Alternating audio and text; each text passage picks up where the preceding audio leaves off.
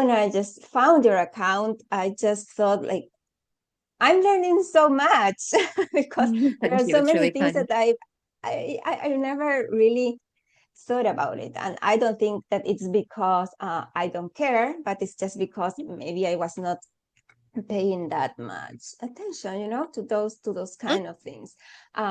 So yeah, I have a lot of questions, and I really want us to talk about everything. Plus, you have this way of explaining things in very easy words, in a way that it's easy to follow. I With try my best. no, I love it.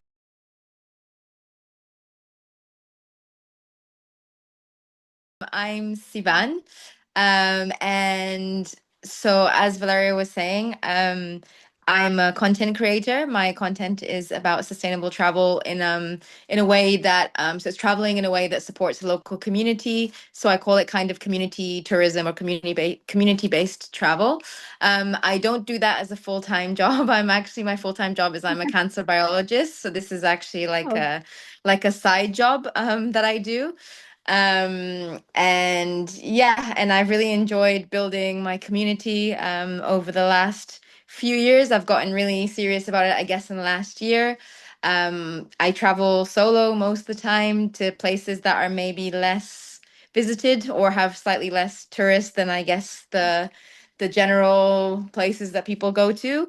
And yeah, and I just love sharing that online with everyone in a relatable, educational way so that people can try and learn more about sustainable travel and how important the impact that we have on the places and the people that we visit, and just small things and tips that we can do to make sure that we're leaving more of a benefit, a positive impact on the community and the place we're visiting, rather than having, even if it's unconsciously, leaving a negative impact on the yeah. places that we go to. So, yeah. Your way of traveling, has it changed over time? Basically, when I was a child, my family and I, we kind of used to travel quite a lot, but we couldn't afford to fly. So we would basically, my dad would put us like all in the car, and we just Yeah. drive 20 hours to go somewhere else. I grew up in the Netherlands. Sorry, I didn't mention that. So I grew up in the Netherlands. My family is Tunisian. So we're three kids and my parents. And so they just put us in the car and we just drive somewhere all over I Europe. can relate. So, I mean, I started traveling quite young, but I think that when I really got into solo travel in particular was in 2019, when unfortunately I had a really bad I had to have a really serious operation done on my back, and there was a chance that I would never be able to walk again, or that I'd need to have Yeah. well, there were lots of complications basically that they said could happen, but I was actually very lucky, and I was like fully recovered after about 8 weeks or so. And so because of the operation, I actually had to cancel like a really big trip to Peru. I was going to do the trek to Machu Picchu. But unfortunately, I had to cancel all of that, obviously, because of my back. So as soon as I got better, I decided to take a month off work, and I booked like a month solo trip around, well, solo, but group travel, so a bit different. So it was to Vietnam, Thailand, and Cambodia. And it was with Wow. a company called G Adventures, which I think many people are probably familiar with. And I think after that trip, because the way that the G Adventures trips are set up as well is you tend to stay, there's like always a homestay involved, or they always have some sort of activity or community tourism activity that gives back to the local community. And I think after doing Mhm. that trip and also meeting so many like-minded people, that's the great thing about group trips. So I honestly think it was after that particular trip that kind of really got my whatever the travel bug really really going, because then after that trip I kind of had at least, I'm very privileged, of course, that I'm able to do this both financially and I have a strong passport. So I'm very privileged to be able to travel as much as I do. But since then, I guess I've traveled at least 3 to 4 times a year if I can, if not more. So yeah, I think that's probably where it started. And honestly, I didn't even know about the whole sustainable travel or the community tourism thing at the beginning. It's really developed over the years. And it's not like I've gone on some course or have a degree at all, like in sustainability. Not at all, really. It's just something that I've always been, not always, but especially since going vegan 6 years ago, I've been really conscious of I guess, my impact also on obviously on my carbon footprint and global warming, Mhm. etc. So because I was doing that in my day-to-day life and trying to also be more zero waste, reduce my plastic usage, things like that, then over the years it Yeah, kind of developed obviously to my traveling as well when I traveled I love abroad. that. And then the more and more I was traveling, the more I realized that the kind of travel that I enjoy is the one where I'm interacting with local people, and knowing that my money is going directly to them. So honestly, it's been a journey, and I'm still by no means perfect. No one is. It's not about Of perfection course, at all. of It's course. because not everyone can do everything, and the world unfortunately is not set up for sustainability. So we all have to do whatever is right to us.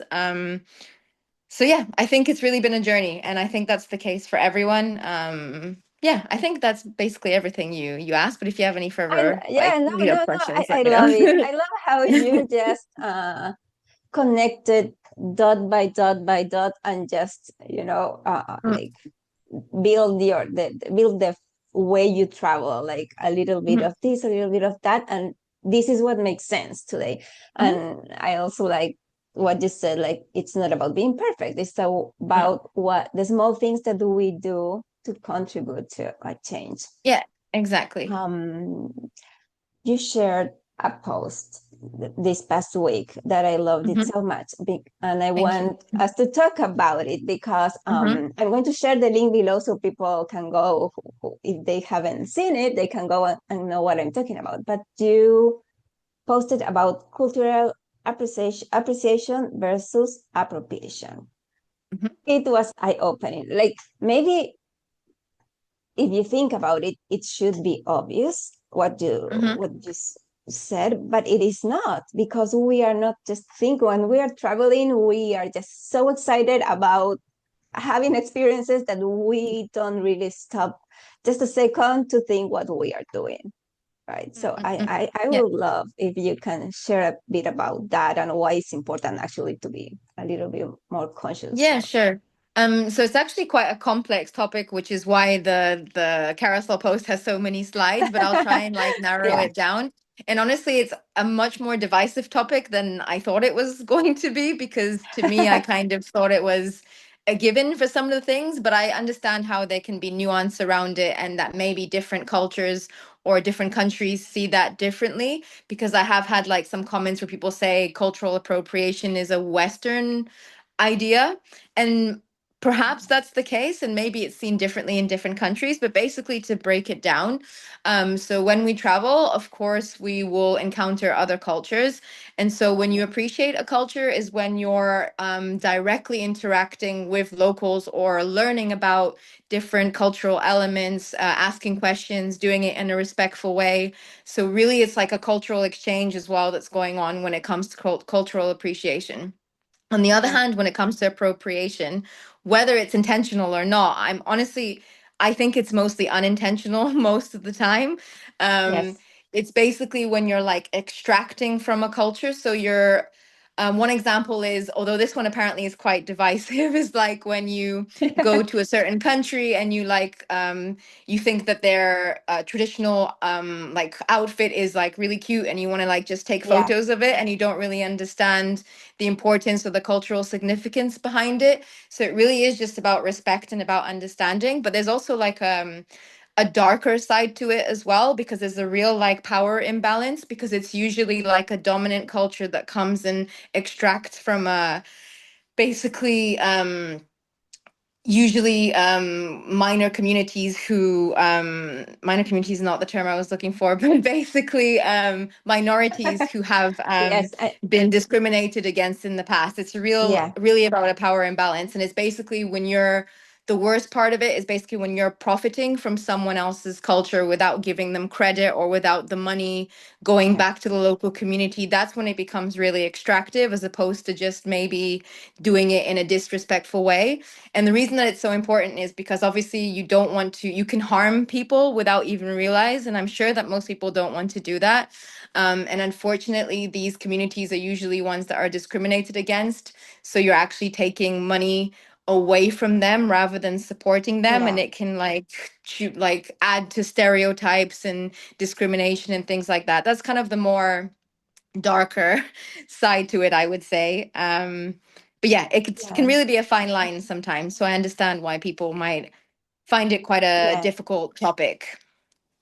But I also see it like nowadays that we have the power of just posting one picture and make it like viral. What are we Yeah, sharing actually, right? What are we, what exactly. is the message that we are sending for those who haven't been to that place or haven't just know that much about that culture itself? Exactly. I think the whole social media makes it even like, especially wearing different outfits because it looks so beautiful that it can become viral as well. And I think that the way we share things is really important because it's not our culture or our culture or our country that we're sharing about. So we need to be really careful about the way that we share it and the Yeah. words that we use to give context. Context is very important when it comes to cultural Yeah. appreciation. Not pretending like we're the experts on it either, Yeah. but just to say that these are the things that we learned when we were speaking to different communities, for example.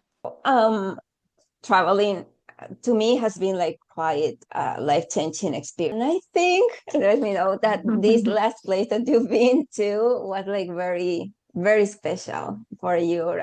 I don't know, I would love us to talk about preconceptions about certain places, about certain cultures, and especially Yeah. as solo female travelers, how do we defy stereotypes maybe from outside, right?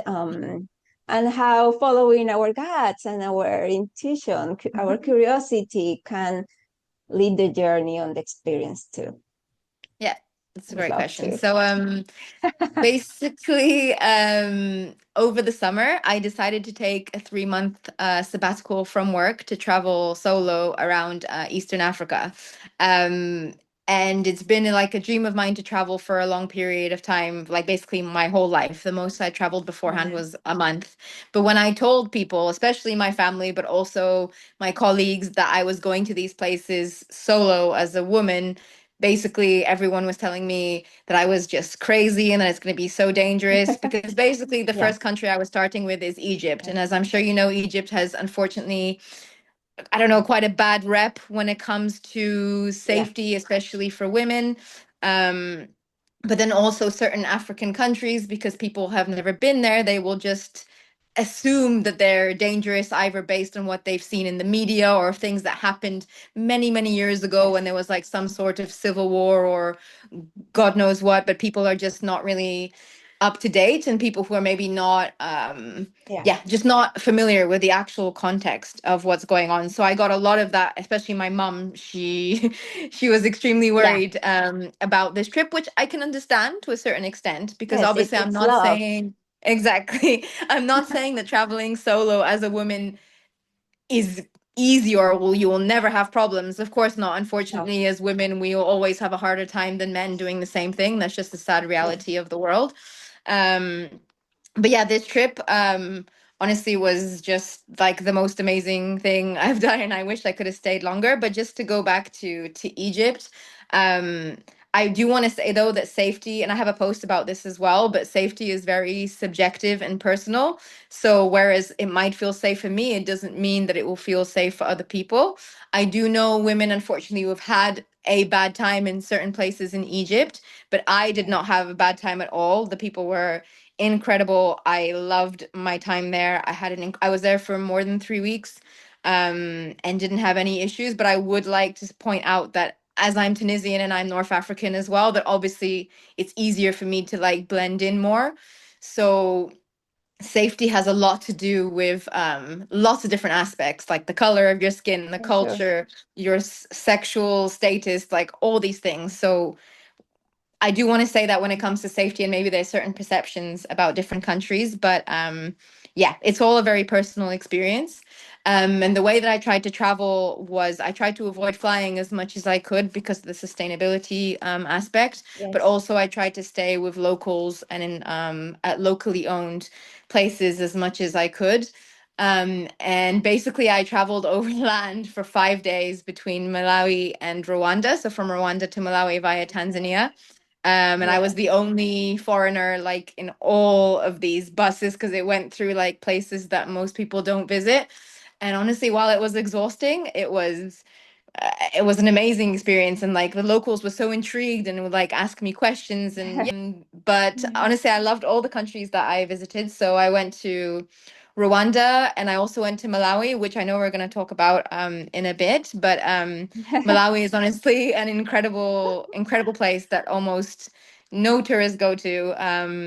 And the people, it's known as the warm heart of Africa, because the people are so friendly, and it's just the nature there is just Wow. stunning, and they really need tourists, but tourists don't come because unfortunately the government, obviously it's one of the poorest countries in the world as well. I think it's the fourth poorest country in the world. So obviously their marketing, the government's marketing budget is not as big as like the giants like Tanzania or South Africa that are right next Yeah. door. So they really need tourism. So I'm going to try my best to hype it up as much as I can. Yes. Um, Yes. and after Malawi, I went to Johannesburg for a few days before I went to Madagascar, and then I finished in Tanzania with on a group trip with one of my friends who hosted a group trip in Tanzania. So the whole thing was just That's so nice. yeah, it was incredible. I met so many amazing people. I'd never been to sub-Saharan Africa before, so now I'm kind of hooked on going back. It's really yeah, I mean every Yeah. country is unique, but everywhere I went to was amazing. The people were so nice, and like I found really nice community-based tourism things going on in each of these countries, which I'm sharing about at the moment.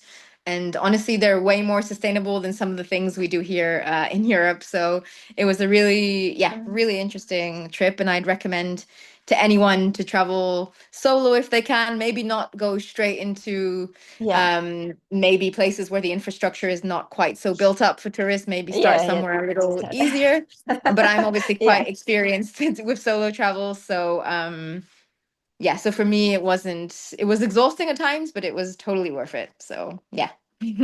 I love everything of that, and at some point it mixes up a bit with the topic we were talking about cultural immersion, about learning about who we are staying with. And I'm very curious because I've never done this. How do you stay with locals? Like, how do you know if they want to receive you? First of all, Yeah, no, how that's a good question. So it depends on the country, but for example, like in places like India and Pakistan and Nepal, there's a concept called homestays, and they're actually you can find them on places like booking.com sometimes, or if you just Google okay, them. So they're set up, they're not hotels or guest houses. The definition of a homestay is that the family is in the same house as you are, but there yeah, you pay them, right? So it's like a guest house, yes, but it's more intimate than a guest house because you're eating with the family, um, and you're like learning more about their culture. It's a really nice experience. So in places like and even in Vietnam, there's a lot of homestays. So I think more in Asia, there's a lot more homestays that you can very easily find. Otherwise, there's a platform called homestay.com, which people, just local people, will, again, this is paid. They will just say that I don't know, they have yeah, a spare room and they're telling people that they can come and stay there. Even Airbnb, for example, if you don't do, I'm not a huge fan of Airbnb, but when it comes to, if rather than doing a whole place, you will look for a room in someone's house, that's basically the yes, same thing as a homestay. And then you know that people are I've done open that. to it. Yes, The other way yes, is to ask fellow travelers, look online. I do a lot of research before I travel. You can ask fellow travelers. There's lots of different ways to find it, but yeah, it's something I'd really recommend doing because your money obviously goes directly to these people rather than to like big corporations like Marriott or I don't know which other yeah. chain. It's a really special experience that I'd really recommend if you're open to it and open to, because it requires you to maybe be a bit more social, obviously, because you're in someone's Yeah. house. So if that's intimidating for you, I'd recommend maybe a guest house rather than like a homestay. Okay, I'm checking my next question, and it's about love. Should we? Yes, let's do it. Let's do it. I know there is a sweet story there, something that sparked unexpectedly, and I don't know exactly what to ask. I'm not going to ask anything specifically. Whatever you want to share, we're here for it. Sure. Sure. So, To be honest, I was not expecting to meet anyone on this trip at all. But it was quite funny. This 3 month trip that I was just talking about. I met like Yeah. so many like guys that were like really interesting, and I was like, this never happens when I'm at home, right? But Yeah. somehow when I travel, it does seem to happen. But for yeah, this particular guy who's now my boyfriend, basically this was in Malawi, and it's quite funny because the place where we met was a place that I'd never planned to go. So I'm very much a type A kind of person when it comes to traveling. I like to book Yeah. everything in advance and have like all everything like lined up, having an itinerary to know where I'm Yeah. staying, where Me I'm too. going Yeah. next. Um, but in this particular occasion, because traveling around Malawi by public transport, let's just say it's not very easy. It takes much longer than you expect. I was getting quite tired from moving around from place to place, and even short distances can take hours. So I was like, okay, then I'm going to stop at this place that I wasn't going to stop at. So I canceled my reservation at another place, and I only was going to stay there 1 day instead of two. So it's a place called Liwande, where there is a safari there because there's a national park there as well. So I stayed in this really small guest house that has like 4 rooms, and I almost didn't Destiny, stay I there love it. because because their reviews are unfortunately the reviews were not good, but Oh. I needed somewhere affordable to stay. And I was like, okay, Mm. I'm gonna give it a chance. So even that, I wasn't even meant to stay at this particular place. And so I went to this place, and honestly, I don't know why the reviews are negative because this place called Villa Liwande, by the way, it's amazing, and the people who run it are so, so lovely. And it's like on the Shira River, and there's hippos. You can see the hippos everywhere in the river. It's Oh my. beautiful. And so James, my boyfriend, he helps with marketing for this place. Right. And there was a power cut, which is very common in Malawi, unfortunately. So it was like very dark. And he Yeah. basically just came up to talk to me. I didn't think much of it, to be honest, but we spoke for like over an hour, and he was really, really nice guy. And everyone like in Malawi asked you for your number. So I was like, okay, yeah, you can take my number. Sure, why not? And then the next day he continued messaging me, and I was telling him I'm going to Zomba for a hike like the next day, which is another city. And he was like, oh, can I come? And I was like, yeah, okay, why not? So he basically traveled like 2 hours to come by public transport to come and meet me to do this hike that I was doing Yeah. with a guide. And I guess it was at that moment that when we were hiking together, and I could see like what a sweet person he was. Like everyone he met, he would say hello to. He would like give them like sweets and things like that he'd brought for the hike. Um, and honestly, it kind of just went from there. So after that hike, we just stayed in touch. And then the day before I left Malawi, he traveled more than 4 hours just to come see me again. It's kind of all went from there. So it was like we were never meant to meet because I was never meant to be at this place. But then I feel like it Yeah. was maybe meant It's meant meant to to happen. be. Yes. And after that, basically, after I left Malawi, of course, we stayed in touch. And then he came to see me in Tanzania twice. So we went to Zanzibar together, and we went on safari together in Tanzania. So yeah, and now we're together. So it's really nice. But wait, and you are moving also, right? You're Yes, starting a so that I was gonna, yes. So basically what's happened now is I have actually quit my full-time job as a cancer biologist, as I was saying, because it's something that I've been thinking yeah. about for a long time, because it's just not something that I've just not been very happy in my career, or with like a 9 to 5 in front of my screen all day. Yeah. So I decided to quit my job, and so in a month, less than a month from now, 3 weeks, I'm going back to Africa, but I'm starting in Ethiopia for like 10 days. Then I'm Yeah. meeting James in Zambia, and then we'll be traveling by bus to Malawi, where we'll be living and where I'll be staying for the foreseeable future, and we'll see how it goes. That's So yeah, I'm excited. exciting. Very It exciting. is exciting. I love I've never done anything it. like this before, but it'll be interesting. Yes. I mean, it seems like it was like meant to be, like, I think so. I mean, that's something kind that of the way that destiny. we see it. Let's see where my life takes Right. me next. It's very, very different. I forgot to say that I'm almost 40, so obviously this is quite, I don't know, I don't want to say late in life, but later, I guess, than No. maybe No, I'm society telling you would not. tell you. I'm telling So you I was not, not but expecting this to we happen are in this young. stage of my life, but I'm happy that it I did. love it. I am going to quote on this question because I want to repeat your words. So I want to read it exactly as you said it. As I keep saying, I learned so much from your post. So you talked about how when we travel, we are guests in someone else's home, but the way tourism is currently set up on a global scale is to center unbenefited tourists first, often at expense of local people, natural habits, wildlife. But you also said, and I love this, that how we actually have the power to change this, and how we can use this power for good, even with small Yes. steps, of small actions. And I would love you to give us some examples of this, how what we can do, how we can at least Sure.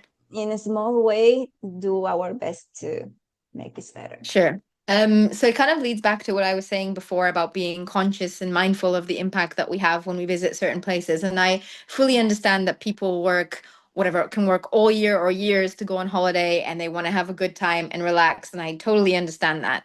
But we also have to realize that we are literally going to another country, to someone else's home. So we just have to be a bit more thoughtful, I guess, of the way that we act. So, and also the choices that we make. So, for example, unfortunately, there's something called tourism leakage, which is a huge issue when it comes to the tourism industry, where basically most of the money that we spend as tourists actually leaves the local economy. In some countries, it's as much as 95% that leaves the local economy, which means the place that you're visiting does not benefit from you being there whatsoever. So, one small way in which we can reduce tourism leakage is to stay in locally owned guest houses, even boutique hotels, whatever, locally owned hotels, Yes. avoiding big chains where your money is going to go to some millionaire, like hundreds of or thousands of miles away, or just going to a local restaurant, for example, or going on some locally led or community led tour or workshop, hiring a local guide.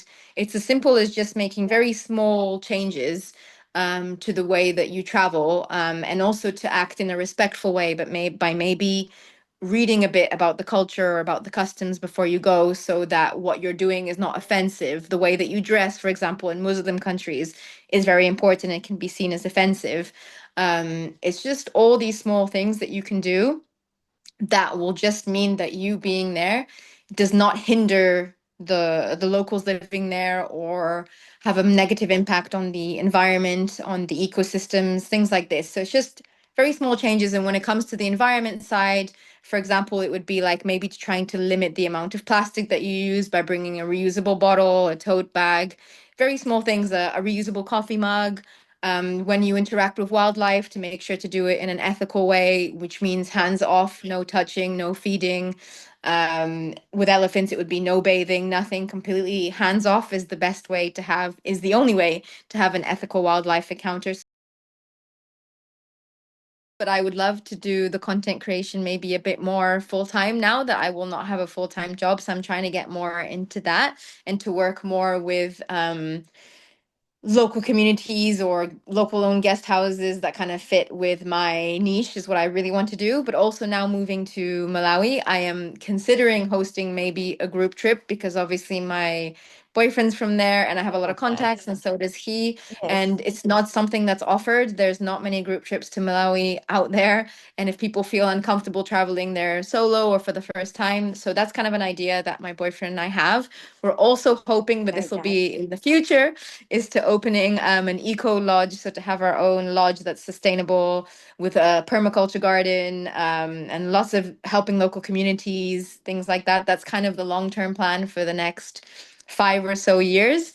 We really Yes. want to set up a lodge that people can come to and that will have a positive impact on the community as well. I'm so happy I did this question. Okay, I love it. Oh, and I didn't say, if anyone does want to follow along, I'm for now I'm only on Instagram. I might start a blog or YouTube at some point when I maybe when I Yes. have more time, but it's at Sivan underscore travels green. But I'm sure you're Okay. gonna tag it somewhere. Yes. But I'd love to anyone who's interested in what we talked about, I'd love to have them following along.